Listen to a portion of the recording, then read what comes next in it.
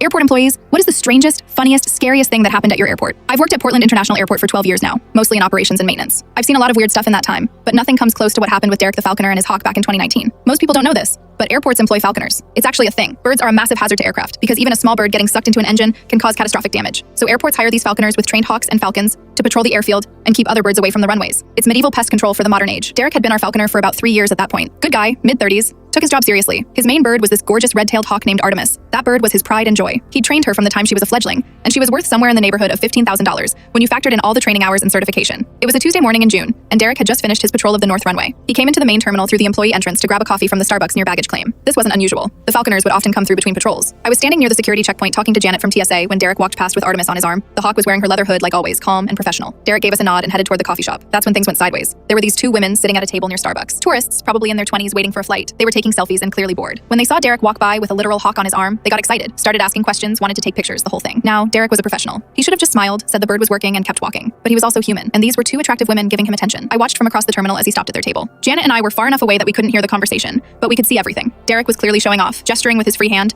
making the hawk look impressive. The women were eating it up, phones out, taking videos. Then Derek made the fatal mistake. He reached up and removed Artemis's hood. The second that hood came off, Artemis's head swiveled. Her predator eyes locked onto something outside the massive floor-to-ceiling windows that made up the terminal's west wall. There was a group of starlings perched on a steel support beam just outside the glass, maybe 20 feet away. Everything happened in slow motion and lightning fast at the same time. Artemis launched off Derek's arm with that explosive power that birds of prey have. Derek's face went from confident showman to absolute horror in a fraction of a second. He lunged forward, arm outstretched, screaming, "No!" Artemis hit the window at full speed. The sound was sickening. A heavy thud that echoed through that section of the terminal. The hawk dropped to the floor like a stone. The entire area went silent. The two women screamed. Derek ran to his bird, dropping to his knees beside her. I was already moving, Janet right behind me. By the time we got there, Derek had Artemis in his hands, and even from a few feet away, I could tell she was gone. Her neck was at an angle that necks shouldn't be at. Derek was just sitting there on the airport floor, cradling this dead hawk, and I watched this grown man start crying. Not quiet tears either, full sobbing. The two women had backed away, looking absolutely horrified, clearly understanding that they'd just witnessed something go terribly wrong. Airport security showed up, then Derek's supervisor, then airport management. There was a whole thing. Paperwork, incident reports, statements from witnesses. The women gave their information and left for their flight looking traumatized. Derek sat in the operations office for 2 hours with Artemis wrapped in his jacket, waiting for animal control or whatever you call when you have a dead bird of prey at an airport. He kept saying the same thing over and over. I just wanted to show off. I just wanted to look cool. $15,000 and 3 years of training. Gone because I wanted to impress some girls. His supervisor, Tom, tried to be sympathetic, but you could tell he was furious. These birds are expensive and the training takes years. The FAA has specific requirements for airport wildlife control. Losing a bird because of negligence is a massive deal. Derek didn't get fired, surprisingly. He got suspended for 2 months without pay and had to go through additional safety training. The airport got him a new bird eventually, a young peregrine falcon he named Apollo. But everyone who worked there knew the story. It became this legendary tale of what happens when you let your ego override your training. I still see Derek sometimes on his patrols. He never takes the hood off his birds inside anymore. Not ever. And whenever someone asks to see the falcon up close, he just smiles politely and says the bird is working. The window got replaced the next day. Cost about $800. There was a small blood stain on the floor that the cleaning crew had to scrub 3 times to get out. Those two women probably have a hell of a story to tell at parties. The time they accidentally killed a $15,000 hawk at the Portland airport because some guy wanted to show off.